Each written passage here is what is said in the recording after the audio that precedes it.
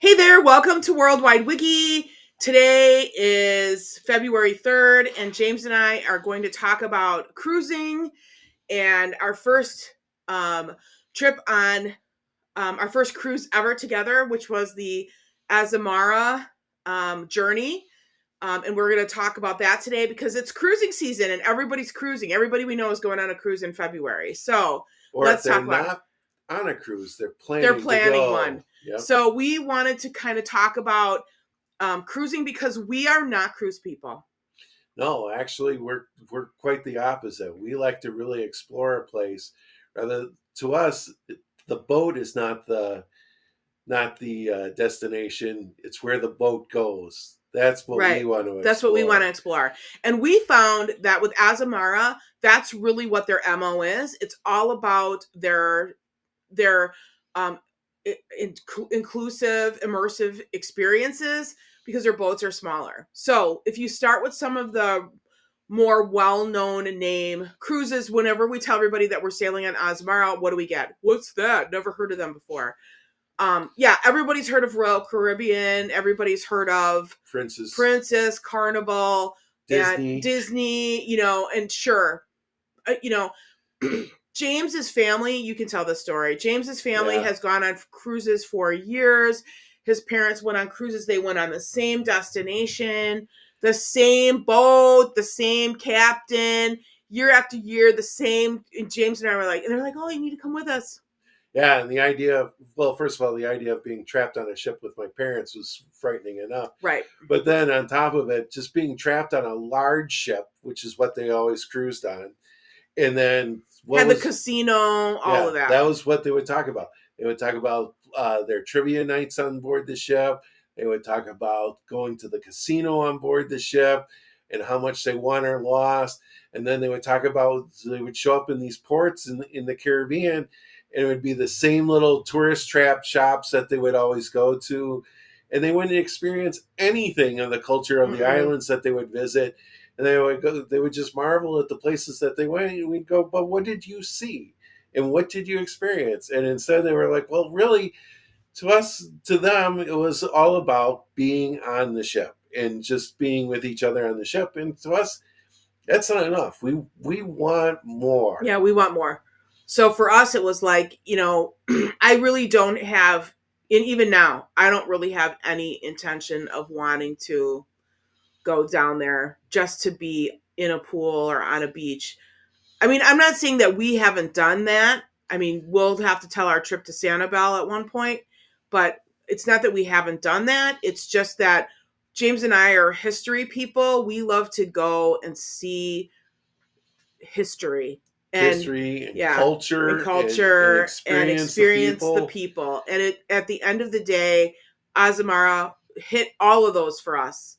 So we decided to take a cruise there's a radio station here in our hometown that in southeastern Wisconsin where they would do trips of a lifetime. I will not discuss who the travel agent was because we will never, ever, ever, ever book a trip with them. We've done 2 trips with them, and I will never, ever recommend them to anyone or anything. But Azamara was wonderful. So we went to Great Britain in 2023. That was the year that the British Open was in Liverpool. And James and I are not golfers. And the only reason why we know that is because Azamara partners with a golf company.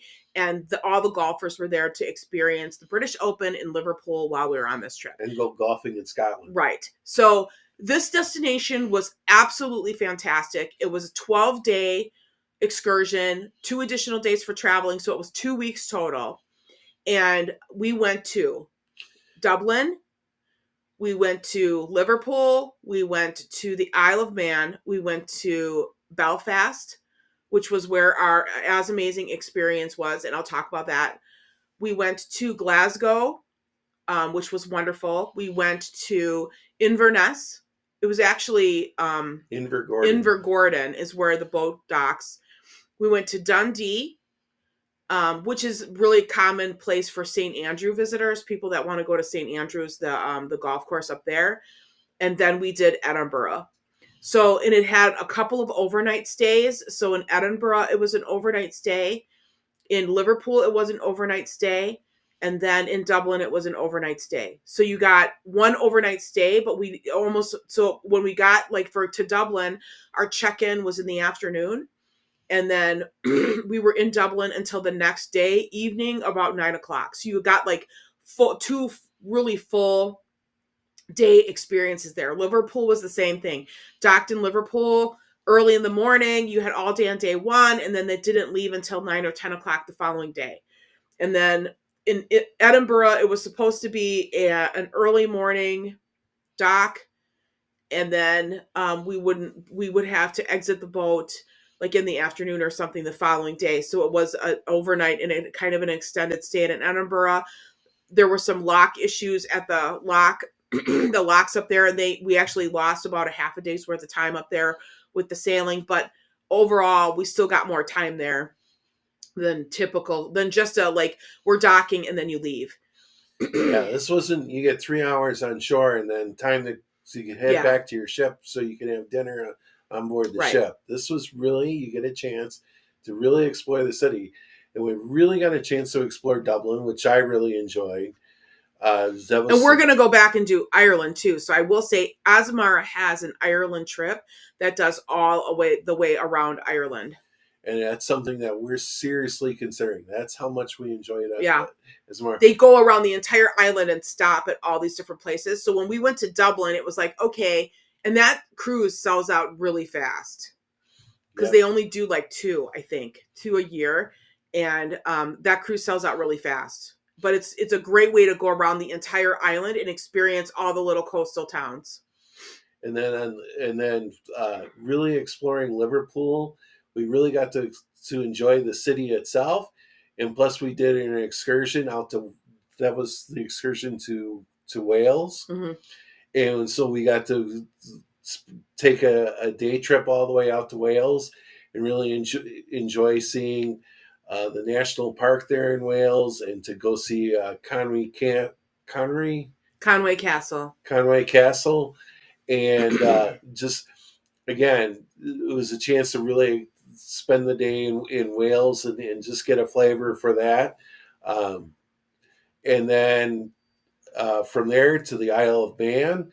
We actually are going to do an entire podcast on the Isle of Man. The Isle of Man was such a surprise because it was never on a bucket list for us, but we really enjoyed that. And I will absolutely go back to the Isle of Man. So we will talk about the Isle of Man, maybe even a little bit in here, but it almost deserves its own podcast because it's its own country. I mean, a lot of people don't realize that it's not really part of the United Kingdom. It has its own currency. It has its own parliament, and it does its own thing. It's in the middle of the Irish Sea, and it's all by itself over there, and it's amazing. No speed limit. And no speed limit. And that's where I drove on the left side for the first time in my life. Yeah, we'll definitely dedicate we need a whole episode on the Isle of Man. But just we're going to have all of our listeners and followers want to go there, and we're going to bombard them with visitors because the Isle of Man is absolutely phenomenal. Put it on your bucket list. Trust us. And then from there, we went to Belfast, which we'll be discussing the As Amazing evening there. That was As Amazing. That's what they call it. Yeah. And but just also we visited the Titanic Museum there, which is better than any other Titanic museum in the United States. The real one in Belfast is by far the best experience I have ever been on. Yeah, for a museum experience, and we're not big on the museum experience. We like to go to the archaeological sites and the historic sites themselves rather than the museums necessarily. Yeah, but here's the thing. The Belfast Museum is on the site of where the Titanic was built. So it's truly like a real site. They have the real buildings there, from the builders. They're all there on the site of the Titanic Museum. It's wonderfully done. And then our guide was local, and you could tell that she just ate and discussed and lived what these, their ancestors, they talk about their ancestors, when the boat sunk and everything. And it was just exceptionally moving. A really great experience. Strongly recommend get the VIP ticket for the for the museum museum too. there. It is not that much more expensive No, than the and regular it's worth ticket, it. and because not only do you get to see the whole museum, but you also get to experience going over to the buildings where they actually drew up the plans for the Mm-hmm. Titanic. In that experience alone, you get to see the telegraph office. Like the original telegraph office where people stood in line to find, as soon as they knew about the sinking, there were people that went to that room. Oops. There were people that went to that room to learn about their family members, and that room is still there and looks the same. So, strongly recommend going to see that museum and really enjoying the experience of seeing the architecture of the museum alone is worth seeing, Mm-hmm. even if you're not a person that's interested in the Yeah. Titanic. Seeing the architecture of that museum and experiencing it, just it is such a unique experience. And then the story that they tell, if you weren't interested in the Titanic before, it's, we've all seen the movie, right? But trust me, it'll really open your eyes to what happened on that Yeah, what day. happened to that night, and then the artifacts from the ship that they have. I think the one thing that just captures your attention more than anything is the violin, And in my that, opinion. and I And they thought, only have one of 12 life jackets that exist in the world, and they have that on display too. and I thought the floor display that they had, the floor video, amazing. They have like a video of, well, it's like an experience, like you're standing on a glass, like on a glass floor, and they have the ruins of the Titanic moving underneath you as they show you what it looks like on the ocean floor today. Really cool. And also interesting in Belfast is the city hall. Uh, More cities should do this. I think they have a history of the city at the city hall, Mm-hmm. and you really can experience what how the city came to be and its troubled history, and you can explore that. Just going to warn you though, don't take the coffee out of the coffee shop. Even though they give you a to-go cup. Because drinks are not allowed in the museum and there's no way out of the coffee shop. So do not take your drink with you. You will get stopped and yelled at. Yeah, don't bother asking for the to-go cup. No, They'll do give not. it to you. They'll give it to you, but you cannot leave the restaurant with the drinks. And the guard will stop He you. will stop you. But then, but seriously, it was worth seeing the exhibit, even if the guard was A jerk. a jerk. Oh, anyway, but that's just Belfast. I mean, Yeah. it. I will say, a lot of people asked us when we were done with our trip, oh, well, with it being such a small boat, because Azamara only has between 650 and 700 at full capacity. So even at a small boat, they're like, oh, wasn't it really like bumpy? And Oh, no, because it hugs the coastline. In fact, I didn't really, except for the one day at sea, we didn't have any days where we really even used on the phone, where it's the cruising, the cruising where you pay extra for that when you're like 25 nautical miles away from like the coast. And then, so it kind of hugs, and you can kind of see the islands and everything like as you go along. And then, you go up into the North Sea. The North Sea is always scary, right? Everyone talks about it. And, I didn't really have any issue. I felt like even if there was a little rockiness, it was really more like like a rocking, like really soothing. I was really afraid that I was going to get seasick, and I didn't at all. yeah, and I'm not a big person for boats in Yeah. general, as we've joked before on the podcast. But I really didn't experience anything that on the Azamara journey that was something that I couldn't handle. It was really a gentle ride the whole way Right. around. So, I think Azamara includes in their ticket price so many different options, or that would be considered options on other cruise lines. So, for example, when you book your ticket, you get a really great suite, or I'm sorry, stateroom. They do offer balconies, but even the ocean view staterooms do not have portholes. The windows are really big.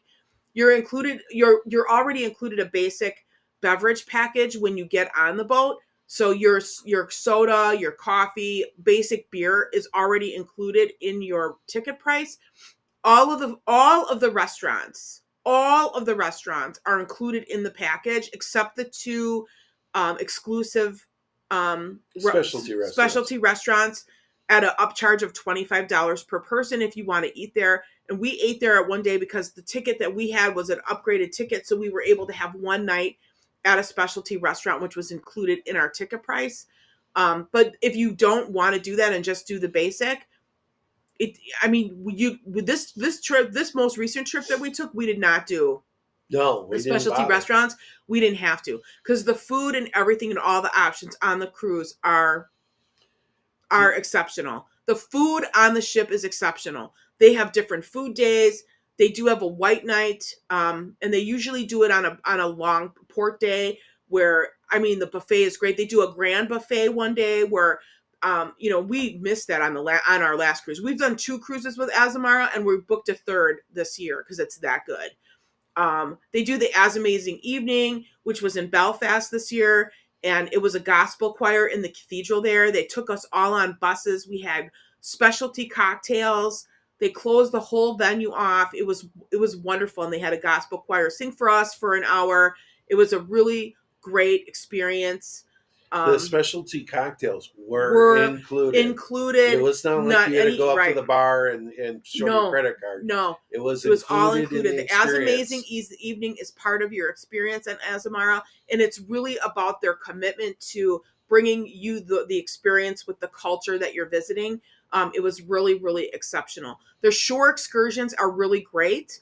Um, I just thought that. Now I should say this on the Great Britain tour, we didn't do very many shore excursions, if any, with Azamara, because they were upgrading their website. And by the time we were looking at a lot of the shore excursions, the ones that we wanted were already sold out. So we ended up doing all the shore excursions on our own through Get My Guide or Viator.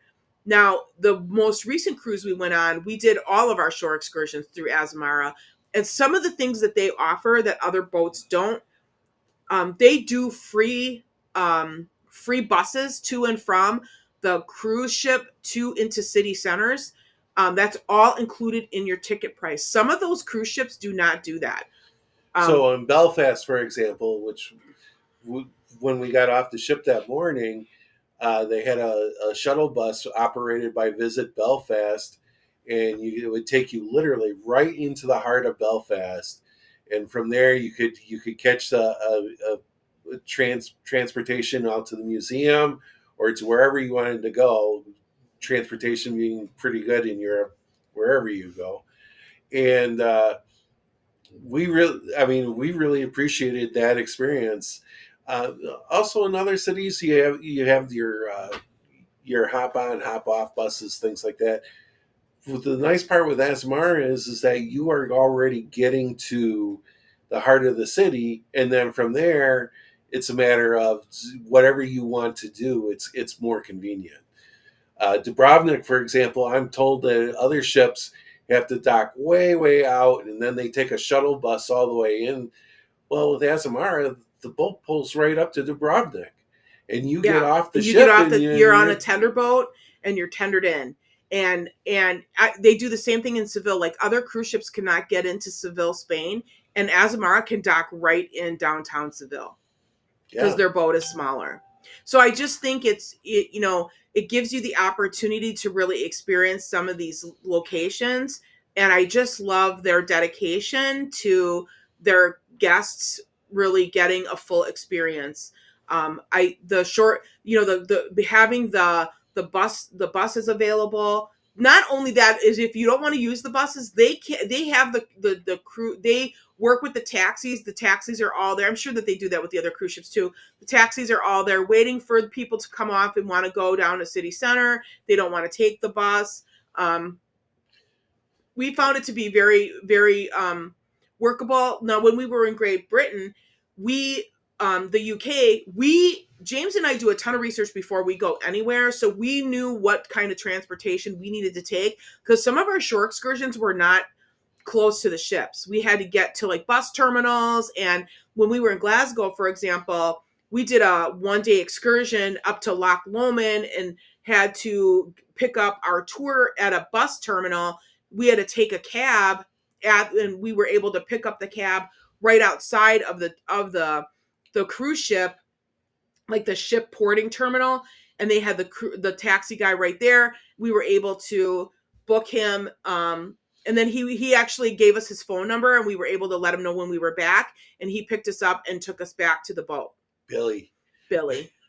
So just a really great time, and it was just a really wonderful, I just think that we just really had a great time on that boat. Now I will tell you, if you are traveling we went in July, so we went from the middle to the end of July, and it was the warmest day was like 65. Not a lot of time in the pool and the hot tub. No. But I think there was one day that was really nice where there were actually people in the pool. Most of the days were, I mean, for us Wisconsinites, I mean, it's, we're kind of used to it. We pack like warm clothes, but I mean, we packed rain gear. Now, when we were in Liverpool, I'm really glad that we were smart to pack our rain gear, because in Liverpool, we were there 2 days and it rained the whole time we were there. And when we did the cemetery tour at St. James Cathedral, which by the way, if you ever get to Liverpool, I highly, highly recommend a nighttime tour of St. James Cemetery. You have to do it. It is such a wonderful experience, and scary but beautiful, spooky, but really beautiful too. I mean, the cemetery is eerily beautiful with how green and lush it is. But anyway, it poured, and even our rain gear, we were drenched through the rain gear. And it was so funny because the next morning, we had an all-day tour out to Wales, and the guys at the ship terminal were laughing at us because they were teasing us, because while we were waiting for our cab, they saw us come in the night before all drenched, because James and I are usually the last couple to come in on the boat, or at least that's been our experience the last 2 cruises. And because we just really, we just go until we can't anymore, because we look at it this way: we're not sure when we're going to be back, so we want to experience everything that we can. So they were teasing us, and I'm like, well, we were at St. James Cemetery, and they're like, oh, did you hear the story about little Grace? And we were like, yeah, oh my gosh, and they were laughing. And then we took we grabbed a cab and headed over to meet the bus for the trip up to Wales. And that tour guide was so generous to drop us off at the ship terminal when we returned. He didn't have to, but he dropped us off at the ship terminal, which was really great. So we didn't have to take a cab back. Yeah. So the experience again of just being on Azamara and being able to dock right at the dock in Liverpool, right where the Beatles statue is. So you could get your picture. Okay, can we talk about the Beatle tour? Sure. Okay, so the Beatles tour is cool if you're a true diehard Beatles fan. Okay, I'm going to tell you, if you're a Beatles fan, they take you everywhere. You go to all of their birth homes. You go to the Cavern Club.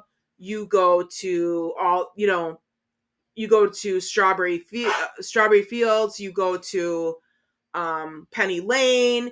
They take you to the barbershop where they all got their hair cut. They take you to St. Barnabas. They show you the bus stop where John and Paul would bump into each other. Exactly. They show you everything. 4 hours. 4 hours. Yeah. They take you to the statue. Long. You get your statue picture. It's really long. You get your Beatles fill. Trust me, you get your Beatles fill. Right. So just know that in advance. If you're going to go to Liverpool and do the Beatles experience, it's 4 hours. It's a long 4 hours. It was to the point where he wasn't even really getting off the bus anymore. It's time to get off into the bus to go see George's house. It's like, it's a house. Thanks. Right. And then when we got to the Cavern Club, we all were there. Everybody's, oh, let's have a drink and whatever. And then they're like, okay, So this is what time you have to head back to the bus to get back to the ship terminal. James and I just left and we just walked around Liverpool. And then we actually had um a tour on the Mersey River, and now you're not gonna be able to get that song out of your head, right? Right across the Mersey. Right, yeah. And we took the Mersey. We had a riverboat tour with the Mersey River, and to see all the architecture and the buildings and all that right in Liverpool too.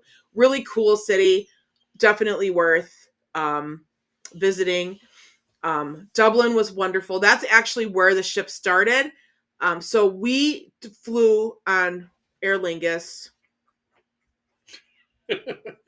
Bargain Basement Airlines. I don't think I will ever fly through Aer Lingus after our experience on that. But we flew on Aer Lingus overseas to Dublin. It was a nonstop flight from Chicago to Dublin. And then I could tell by the itinerary that they were doing a panoramic tour as soon as we got there. So we arrived in Dublin in the morning really early, like 5:30, 6 o'clock. And they had us doing a panoramic tour that early in the morning. Now, let's caution everybody what panoramic tour means. Yeah, whenever you see panoramic tour, that's basically putting you on a bus and driving you around the city. There's not really any stops. So I had said to James, because I had been on a tour of Europe when I was 18, and I told him, I'm like, they're going to put you on this bus tour, and they're going to drive you around, and we're going to go see the city, and here's this building, and here's that building, and here's this building. That's what they did for the trip for us in Europe in 1987. I said, I doubt it's any different. And that's exactly what it was. We got off the flight, and we were on a panoramic bus that drove around, and then we went to the Guinness tour. If you are going to Dublin, do not miss it. Doreen's not even a beer drinker. I'm not. She really enjoyed the tour. Yeah, it has got to be the best brewery tour in the whole world. And this is coming from a couple that lives in Wisconsin, where in Milwaukee, we have all kinds of brewery tours. No, seriously. It's wonderful. The brewers in Wisconsin need to go to Dublin, do the Guinness tour. Yeah, they are 100% marketing. I mean, it's really, really wonderful. And then the beautiful, like, glass top brewery at the top, the 360 bar up on the top is amazing. You have full views of the city, and it's just an amazing, amazing experience. Guinness, 100%, one of the best brewery tours I have ever seen. You must go to that. Yeah, you must. Just to find the room where they have all the aromas of the different ingredients. Right, it's just really crazy. It's a wonderful experience. You've got to go to Christchurch. You have to go to St. Patrick's. Those are all must-sees. Dublin, so when we were down in the docks, we actually, what was the name of that bar that we went to? Davy Burns. No, not that one. The one we went to go get a pint at. Okay, so here in Wisconsin, we have a Calatrava, and so we started in Dublin, and they had a Calatrava bridge like right down from us. Just two of them, in fact, one right after the other. Sorry. There's the Harp Bridge, and then there's a book bridge. Yes. So definitely worth. Yeah. Dublin's just really great. And then, of course, Trinity College. Amazing. Now, I know that they're cleaning the books and the old library. I'm not sure when it's going to be done. So we went in 2023, and I heard that they were going to have it shut down for 2 years. I'm going to look really quick while you talk. Talk about Trinity College. Trinity College Library, the long room is something to experience. He got emotional when he went inside. James loves books. Well, so that right there.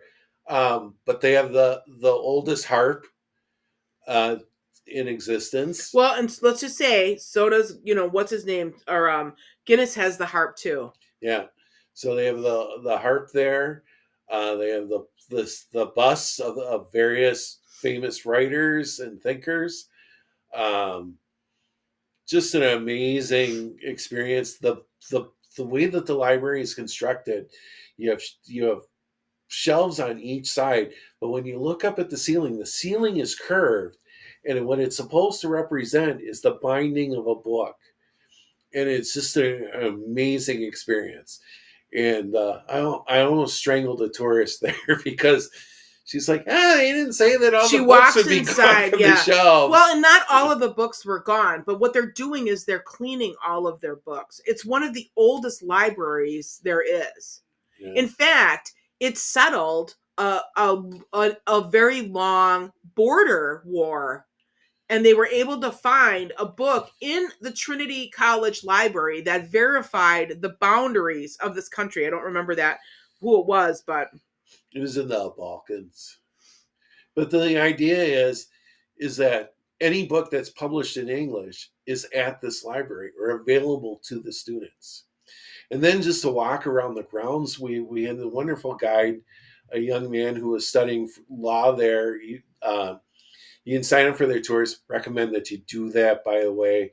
When you sign up for their tours, do it early.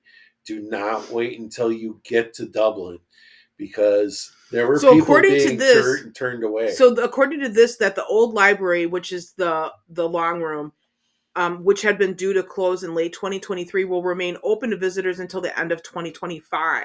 So you can still visit it, but the books are not on the shelves there. The Book of Kells will remain in place and on display for visitors in the old library alongside an exciting new exhibition in New Square, the Book of Kells Experience. So the old library is the long room at nearly 65 meters in length, and it's normally filled with 200,000 of the library's oldest books, and is one of the most impressive libraries in the world. You can visit the old library when you book a ticket with the Book of Kells Experience on the website. So you can still see it. But you're not going to see all the books and stuff because they're cleaning them all. And they said it was going to take 3 years to do all of the reconstruction on the books. Yep. We almost forgot to mention the Book of Kells. Again, something you want to book ahead of time. Do not That was wait. The one thing in Dublin I wanted to see more than anything else was the Book of Kells. And we booked that ticket 3 months in advance because we knew it was going to close. And I don't even think that the ship offered a Book of Kells experience on their shore excursions. So we booked that through, I think, Get Your Guide, right? Yeah. And here's actually that one we booked directly with the university. But yeah, you want to do that ahead of time. I'm telling you, I saw people being turned away. Yeah. I mean, well, if you're going to go there the day of and think you're going to get in, you're not. And it's true with a lot of tours that you want to take. To book them ahead of time, especially if they're the one things that you really want to. We say this all the time. If it's the one thing that you really, really want to see, plan ahead and book it ahead of time. Right. Do your research on your destinations. Here's the thing about Azamara, and my dog is barking in the background, so I apologize. You know, look at what you want to do. Look at like how much it is, and look at the itineraries, and then start researching the locations that they're stopping. It's totally worth it.